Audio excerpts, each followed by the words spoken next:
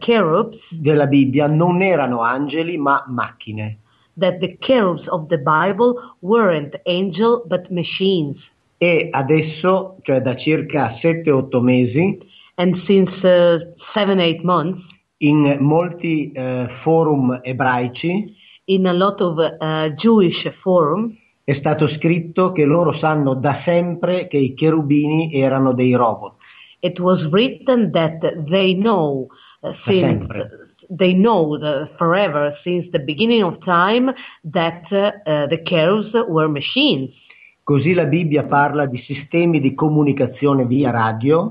So the Bible talks about radio communication system e delle macchine volanti sulle quali si spostavano questi Elohim, in particolare Yahweh. and some flying machines where Elohim, and in particular Yahweh, moved around the earth. E racconta anche And the Bible tells us degli effetti, delle armi micidiali che loro usavano per combattersi tra di loro. of some very dangerous, extremely dangerous weapon that they use between them. E ad esempio per Sodoma e Gomorra, For example, for Sodom and Gomorrah, nel secondo libro dei re, in the second books of the Kings, cioè 1000 anni dopo l'evento, so 1,000 years after the event, si dice che ancora l'acqua era cattiva it says that the water was not good e il suolo era sterile. and the soil was totally unarmed, was totally not clear, not producing. E nel libro della Sapienza, And in the knowledge book, scritto 2000 anni dopo la vicenda di Sodoma e Gomorra, 2000 anni, that was written 2,000 years after the event of Sodom and Gomorrah, si dice che gli alberi da frutto it says that the trees of apples and some fruit trees producevano frutti che non giungevano a maturazione. produced fruits that they can't arrive to have a maturation. Proprio perché il terreno era nel terreno c'erano ancora le conseguenze delle battaglie che gli Elohim conducevano con le loro armi. Just because in the soil there were still the poison that the Elohim with their weapon put into that soil. Ok? Mm-hmm. Sure sounds like residual radiation. Sembra una radiazione. Oh, yes. It's like a nuclear radiation. Mm-hmm. And they have found that not only in the area of the south end of the Dead Sea, which most archaeologists believe was the location of Sodom and Gomorrah, but they've also found traces of radioactivity in the center of the Sinai Peninsula and also in the Indus Valley over to the west of India. So, and it is exactly where the ancient tablets and the ancient scrolls talked about warfare with the Anunnaki and using these super weapons that Mauro was just discussing. Yes, that's right, Jim.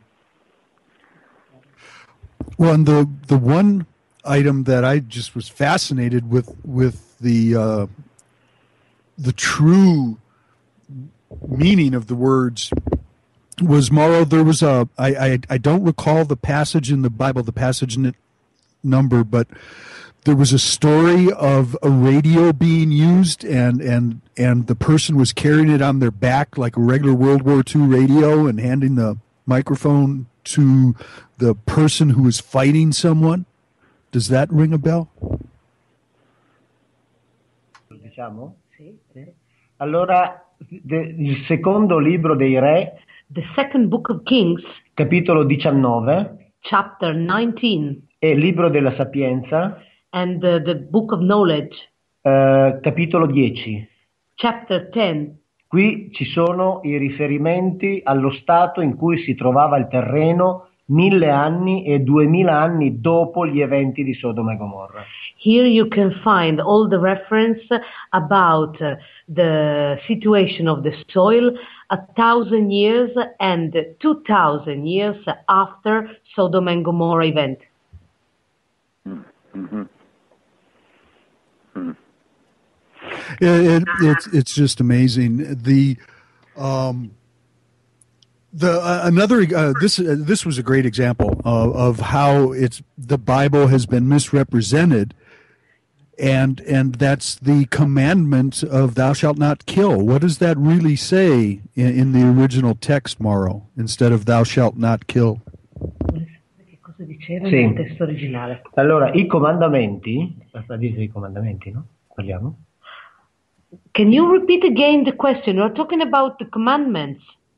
Right. Yes. Okay, perfect. Yeah, the commandment, thou shalt not kill, has caused a lot of problems throughout history for soldiers and policemen and people who have been forced to kill either in wars or self-defense or against bandits and brigands, and it carries a lot of guilt. But as I understand it, the original word is not thou shalt not kill, it's thou shalt not murder. And there is a significant difference between murdering someone, which is a death by forethought. In other words, you plan to kill somebody and you do it out of maliciousness, as opposed to killing, which is, we kill animals to eat, we kill people to defend ourselves and our family, we kill people in wars when we're simply following orders of our governments and our leaders. And so I think this is something that needs to be discussed. Have you found that out, Mauro, that the word is murder or is the word kill? Sì. Che si parla dell'uccisione. Sì, infatti la traduzione è del comandamento. The translation, the commandment, the real translation is non è non uccidere, it is not you don't have to kill, ma non assassinare con premeditazione, but is you don't have with premeditation to murder. E tutti i comandamenti and all the commandments erano delle regole che dovevano valere all'interno di quel gruppo, cioè di quel popolo che Mosè stava formando nel deserto.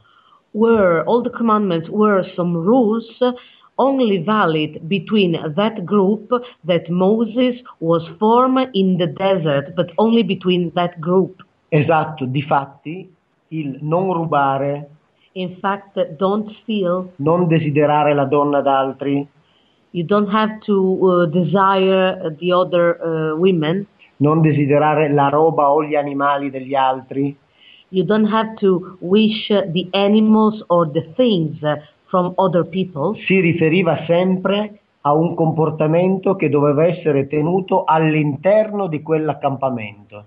Was referring to the life between that camp, the group of people in that camp.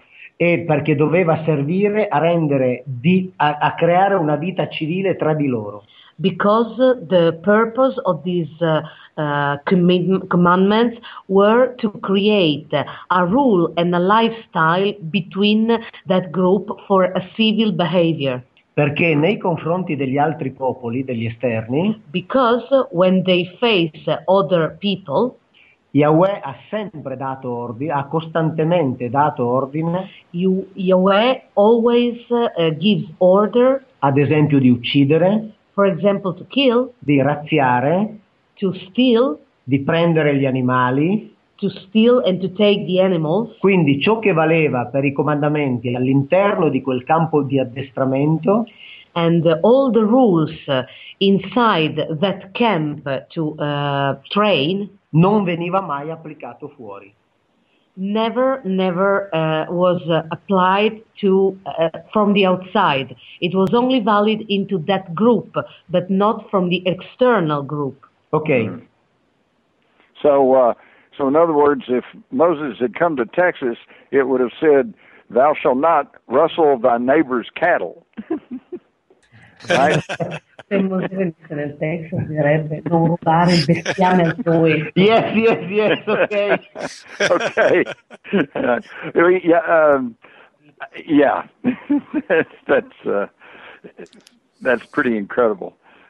In fact, what I find really fascinating is a close reading tells us that Moses did not get these 10 Commandments from his God and then come down off the mountain and give them to the people. He came down and found that they were worshiping a golden calf, and it made him angry, and he broke them. He broke the 10 Commandments all to pieces, and he had to go back up the mountain and say, "Gee, I'm sorry, I broke your tablets.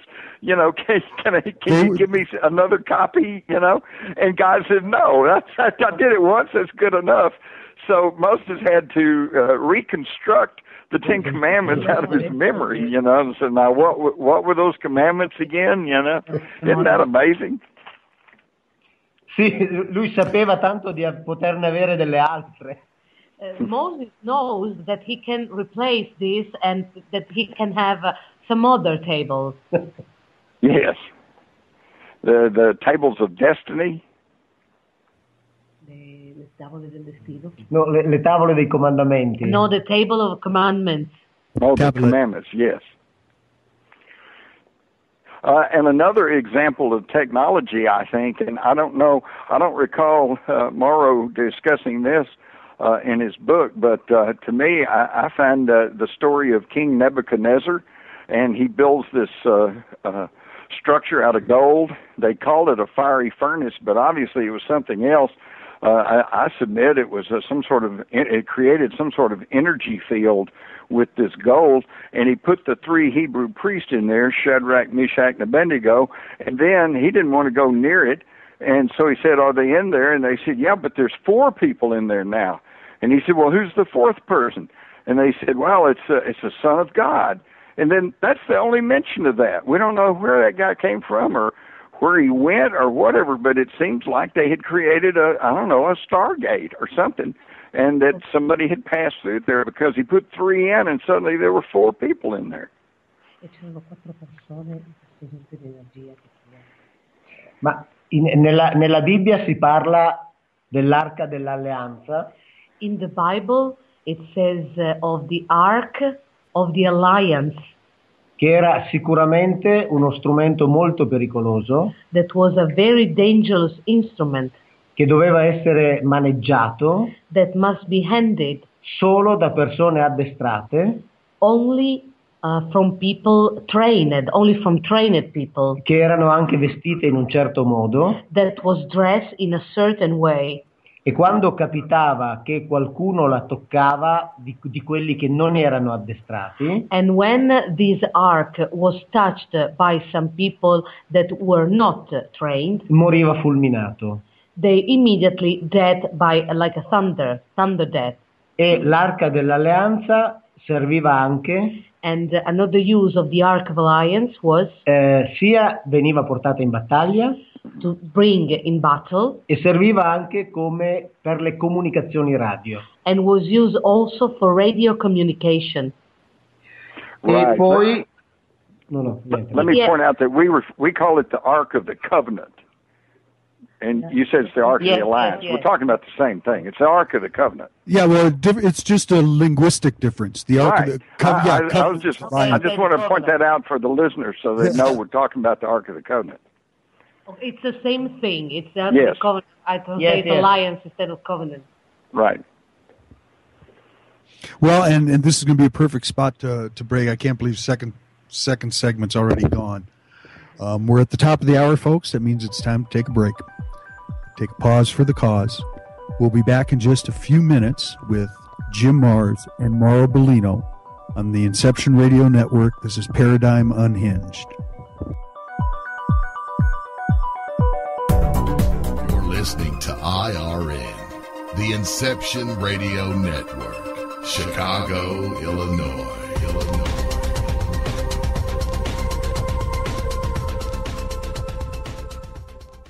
Hello guys, Jamie Havocan here for Paradigm Unhinged, hosted by Ken Storch and Todd Knurr, live on IRN every Wednesday night at 9 p.m. Eastern Time, going live, bringing you topics in the paranormal realm and beyond. That's Paradigm Unhinged with Ken Storch, Todd Knurr, Wednesday nights, 9 p.m. right here on Inception Radio Network. I'll see you there. Don't have a computer? Is your internet connection down? Don't worry. Use your trusty landline or cell phone and dial our call and listen lines at 832-280